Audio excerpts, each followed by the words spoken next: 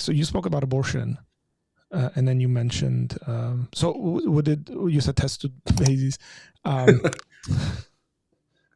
old are they? Oh, they're 20 and 17. So that was a long time ago. Do you use this kind of a line to just mess with them? Oh, yeah, definitely. I let them know that unlike other parents, I actually paid for them. I mean, just to get them. So they owe me. So you're like, I must love you guys. If, Yeah, they're my property. They're my slaves.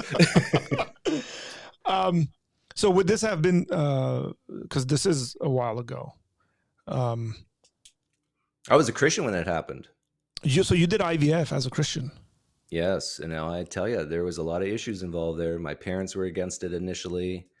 I think most of our family was against it initially because of the stigma. Don't. This is God's world. This is God's realm. Don't mess with it. So okay, so that's interesting. That wouldn't have been my approach. I still have issues with IVF, by the way. It just, my approach is not necessarily this. Don't mess with God's world. I have ethical concerns in regards to what happens to the other. Oh yeah, we did too. Children. We did too, and we were very careful to tell the doctors to use all the fertilized eggs and to implant them all. So you guys did implant all of them?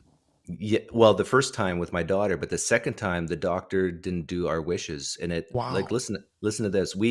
He took out I think 12, 14 eggs out of my wife. Fertilized all of them. We told him not to do that. We told him only to fertilize 4, but he fertilized all of them. And then he played dumb.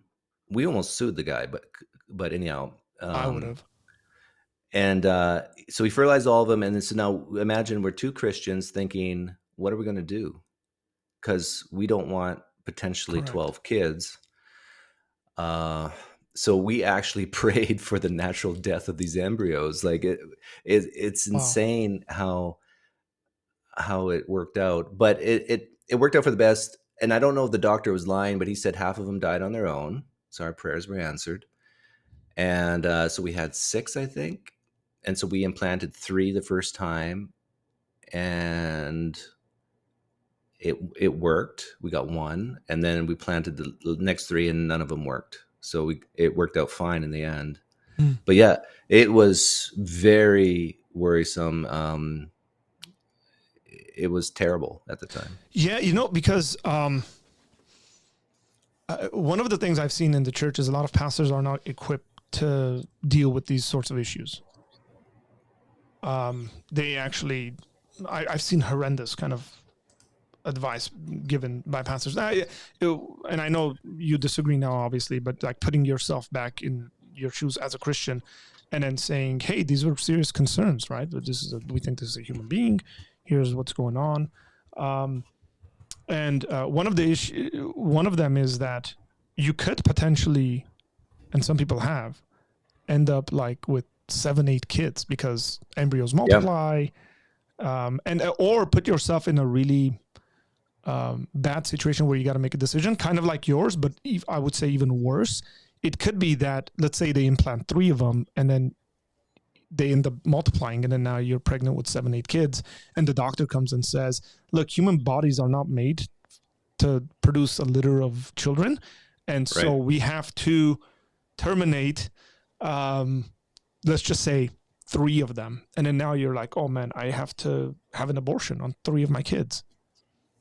At the very least, I would say people need to seriously think about these things. And again, I would say whether you're a Christian or not, like these are gonna impact you somehow. Well, this is why this is kind of why I gave a wishy-washy answer about abortion. I'm mostly against it, but IVF is a clear-cut case, in my opinion, where I think even as a Christian, you would have to admit it's bad, but it's not that bad to throw embryos down a sink. Like, I would never have said that as a Christian, but now as an atheist, it's there's no brain, there's definitely no heart, there's no nervous system. Basically, the only argument one could make is it's still a soul created in the image of God, but you're really you have no relationship at all with this embryo. It's not like kicking in your uterus. Yeah. So you can call it a sin and bad, but out of all the sins out there in the world, it's probably right near the bottom. Okay. Would you agree Yeah. with that? I don't know whether I would categorize it like that. So for me, because Christian history has had different views on in regards to like installment. So some people have talked about the rational man or the animal man, and then the installment happens at a certain process or a certain time period. I mean, Catholic theology actually holds to this, but I would actually come at it from a bit of a different side in regards to the humanity, and then also like society and the way some of these things impact society at large, and our value of people, like the way we view people in society. Like I just have a really hard time with IVF, and I have friends, by the way, who've done IVF. It's not. I have Christian and non-Christian friends who've done IVF. I would say if you're going to get into something like that, they should do what you guys did beforehand, is make the decision to implant all of them. I'll give you a horrendous situation right now, by the way, of a family I know. Or just implant them one, like say we're just going to fertilize 3 and we're implanting them one at a time. Or just do artificial insemination, which is different than IVF. Yeah, we tried. It's not as effective as IVF. Correct. You're right. Way more effective. It is not as effective. Correct. But at least I would say let that be your first option. But it seems to me that you guys are very consistent with your Christian views in the way you approach this. I'm not surprised that you were, but that's commendable, is what I'm trying to say. I look back though, and like the pain and suffering that my wife went through because of our Christian beliefs, I think were unwarranted. Like it's not like, why would you say it's bad to terminate an embryo? Let's say 6-day-old blastocyst. Like you mentioned that what it might mean for society. Like, are you saying that it might devalue human life in general? Yes, I would say that, and I actually do believe that. I think we have a very low view of human life in our society. Yeah. See, I think out of all the things that can devalue life in society, like this would be not that bad. Like we lock people up for life in jails. Correct. You know, and even if they've done horrendous crimes, we torture them back, basically. And we're not doing this with the embryo. There's that zero pain. And if you're in the Christian worldview, they end up being relocated to heaven. There's zero chance that they'll leave the faith. Right? Yeah, I mean, there's a number of assumptions that are going into there that I wouldn't be. Or you don't think they go to heaven? No, not necessarily. What I'm saying is that there's an assumption there. Even when it comes to the soul and all that stuff, quite a bit of this stuff is like philosophical reflections, right? I mean, yeah, you can biblically justify it in some ways, image of God, but I don't think they're as strong. And again, we're talking extremely early stages of pregnancy rather than 20-week-old pregnancy, or even look. So with our first child, we were able to hear a heartbeat at 5 weeks. Okay, so yeah, there's no kicking, there's no X, Y, and Z, but you got a heartbeat at 5 weeks. Right, but we're talking embryos here. Like, and correct. When I asked you about your reason why you thought it was wrong, you notice you didn't say anything to do with God. It was the practical implications to society. Like, if it were true that it had zero negative effects on society, which I know you don't believe that, but let's say that were true, would you say then it's okay? No, not necessarily. It's because so it's still, my view still coming from a Christian worldview, in the sense of, like, as responsible citizens and individuals that are within a society, we care it's sort of like loving our neighbors as ourselves, so that there's a external responsibility for society I have. And we get to have the privilege, I think, in the United States to actively participate and have a voice in some of that, where, plenty of history and throughout history and people, even nowadays, many countries don't have that privilege to be involved in that. And so that's what I'm saying is what. But you would say it's a sin, right? Yeah, I would say it's a sin. Yeah. Yeah, I would say it is the taking of an innocent life. And I don't think we should do that or put ourselves in positions where we have to do that.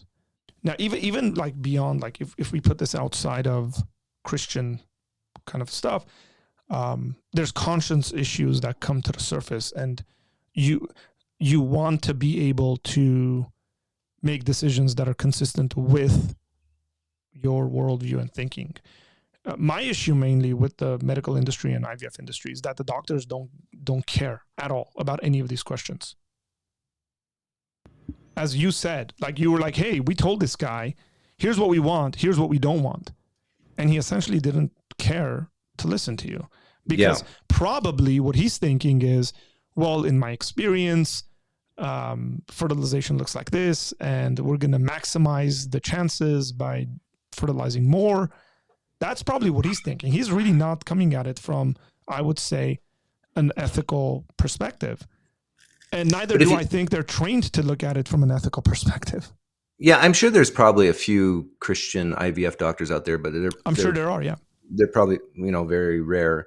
But in terms of like the practical implications, so if I re-entered the Christian worldview, by implanting, like if we would have implanted those embryos, we could have risked twins, triplets, complications with my wife. My wife could have died, like your worst case scenario.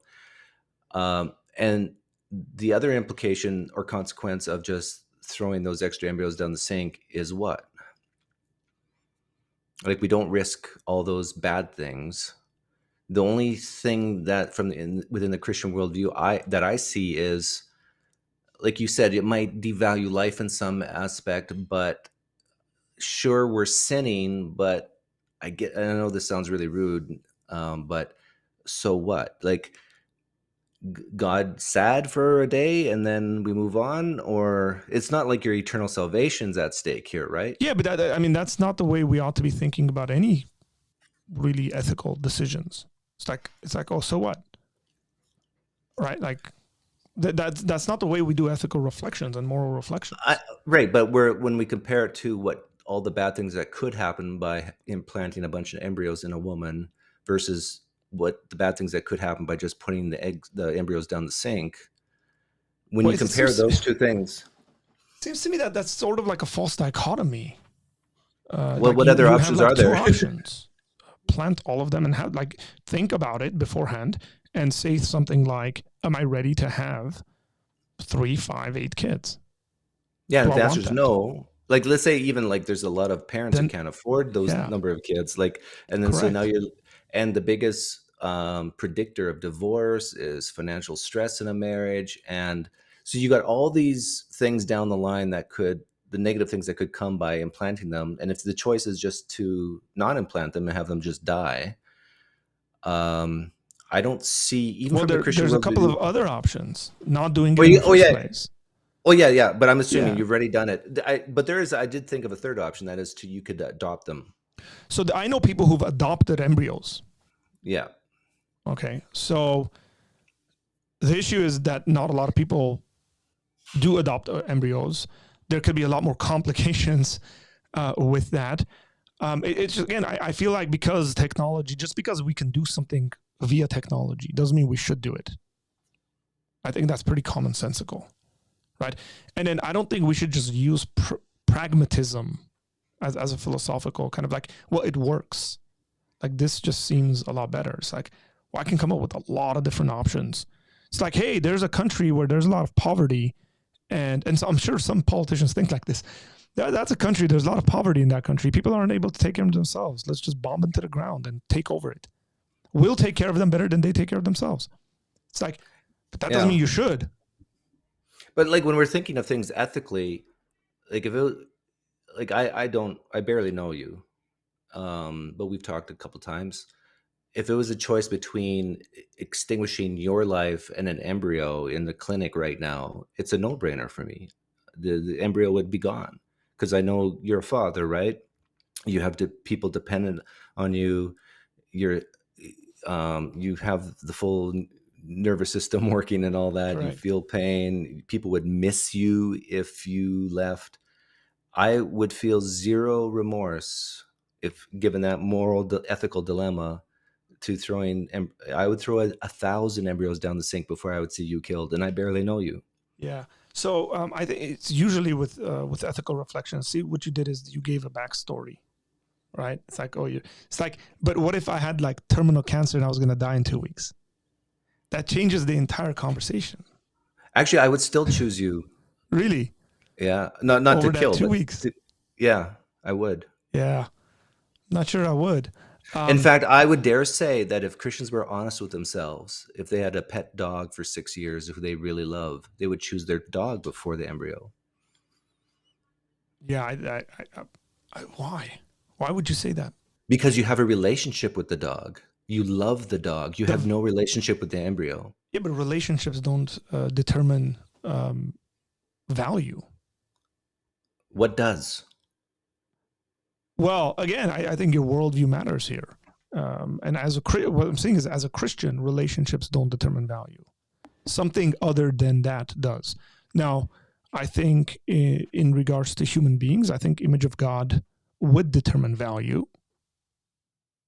This is why it's wrong to, if somebody is severely handicapped mentally, it would be wrong for you to put them out of their misery. Yeah.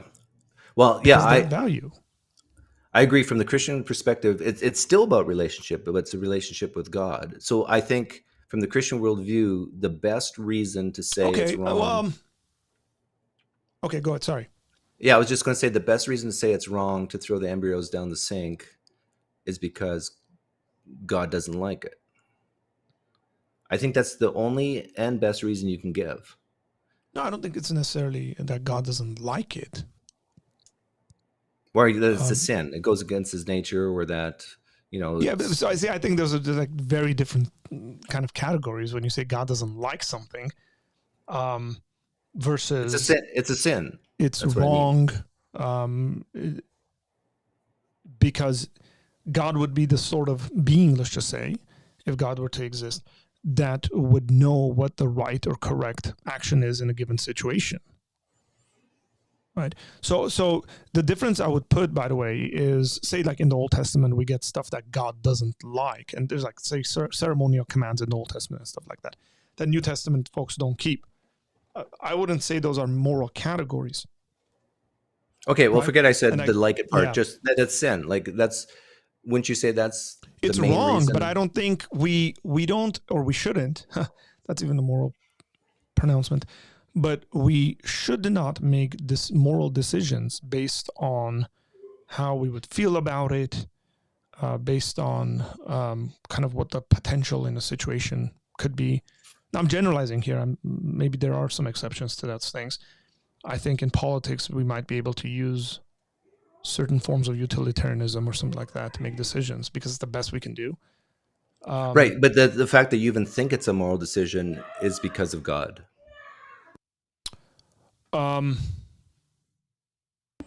Like one could say that a person who's not in your worldview could say it's no more wrong to throw an embryo down the sink than to, take a cheek cell out and squash it on my desk. Correct. I understand why they would say that. Yeah. And I would say you're saying that because of your worldview. And I value human beings a lot more than you do. Yeah. So no, hang on. It's not that you value human beings more than I do. It's the definition of human being. That's fine.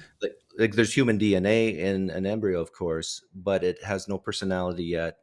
It has potential for it. So the value is not zero, but I would say... Yeah, and what I would say is that the spit you took out of your cheek has none of that. It doesn't have potential. Right, exactly. That's the main difference, and I grant that. But I think when you weigh, these moral dilemmas of potential life risking of the mother. Like, if you flip it, instead of, extinguishing an embryo, you think about all the premature babies that are born, and how, because of technology, we can keep them alive even at, Correct. 3 months. First trimester premature baby can now survive. 50 years ago, no, it'd be dead. Correct. Definitely 100 years ago. Now, is that a moral decision? And who are we to play God by keeping them alive? Well, I would say that your moral responsibility to love your neighbor, let's just say, would be that you do, if you have the ability to, you do whatever you can to save and help rather than not. But there are exceptions to that, right? Like capital punishment, like just wars. Sure, yeah. Yeah. Yeah, but right, like even in a situation where, say, doctors have to rush in there and save the life of the mother or the child, a lot of people, oh, this is an abortion. Say, well, no, not necessarily. I mean, that's because quite a bit of people haven't done their ethical research to think about, say, like the doctrine of double effect that Aquinas comes up with to at least help. I don't know whether I would say solve this situation, but to help. It's like you're going in there to save a life. You're not going in there to do damage, to hurt, right? Situations like that are very different than one in which people make decisions and then they get stuck with their decisions. And then now they're kind of forced to do these, what I would consider bad or wrong or sinful decisions. But it like led up there. So again, this is why I immediately spoke about the social kind of impacts of this, because we are such a society, we are so given into pragmatism, we're so given into kind of having whatever it is that we want. Maybe that's the privilege of living in the West, where we don't really think about these things. We don't think about adoption, for example. And we get ourselves into trouble just because we have the technology to do something. On this issue, like I can see myself being for IVF if it's done within a certain ethical kind of understanding. And even especially for me, when people go into it, like they need to be informed of what's going to be happening here. Right. Yeah. A lot of people aren't. They just aren't. Like that's the reality of it. They don't know that it could be dangerous to the woman. And they might potentially face a decision where it's like, well, my wife could die, right? I'm Christian or non-Christian, right? Like my wife could die, or we have the choice to kill 2 or 3 of these developing humans in my wife. Let's just say that's like, depending on when the division and splitting and all that stuff happens, like it could be 15 weeks in. Like you got to make a decision. Yeah, I agree. You got to be informed of all the possible risks and so forth. But just to let you know, like in my worldview, I do not value humans equally. In what sense? That they're not worth, humans are not worth the same to me. So for example, like an embryo, you're worth more than an embryo. Mm-hmm. A serial killer is worth less than you. And your son's worth more than me. And my son is worth more than you. Yeah. Like, and I think very few people are willing to admit this, but we all have this value system in our head. No matter what our worldview is, we will protect our own family before other families. And we value people differently. Pedophiles we put at the bottom of the list. We're okay if we see a pedophile die in jail, and so the value from now shifting back to my worldview, value comes not from God, because I don't believe a God exists. It comes from humans. And even if you disagree with that, well, I know you do, the enforcement of these human rights or values, it almost entirely comes from humans, like the enforcing of it. Like, let's say God himself said, IVF is wrong. It's sinful. Don't even do it, even under, the right circumstances that you had said. Just don't do it. But God acts in the way he has acted in the last 100 years in the United States, and he's hands off. It's up to humans to make the laws, enforce the laws. Like, God's not going to come down and take the hand off the IVF doctor from inserting the embryos. Like, no, God's hands off, right? So it's still up to humans to enforce these values or rights, and I'd say they actually come from humans. I get that. I get that you would say that, and I wouldn't necessarily disagree that they don't come from humans. I think quite a bit of our rationalities or whatever like that, they come from us.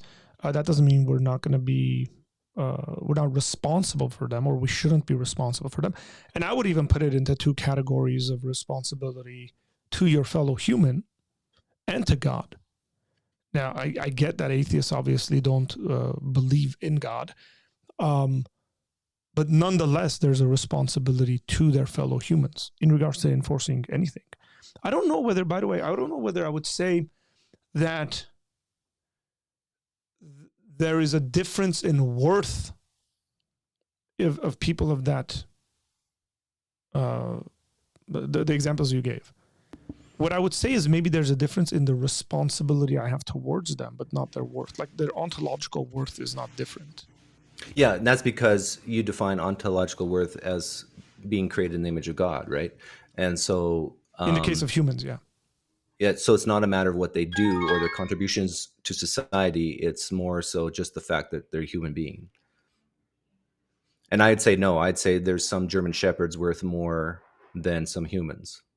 Like a German Shepherd that is trained to go into a burning house and drag out a child who might die from smoke is worth more than a pedophile to me. Case closed, hands down. It's not even close. Yeah. And I think if a lot of Christians were listening right now and honest with themselves, they would agree. They'd say, I hope that German Shepherd lives, and I hope the pedophile dies. Yeah, I wouldn't, but I whether they would be okay with that or not, I think is different whether they're being consistent with their worldview. Right. I agree with that. But I'm saying being consistent in your worldview in that case is bad. Yeah, I get what you're saying. Yeah.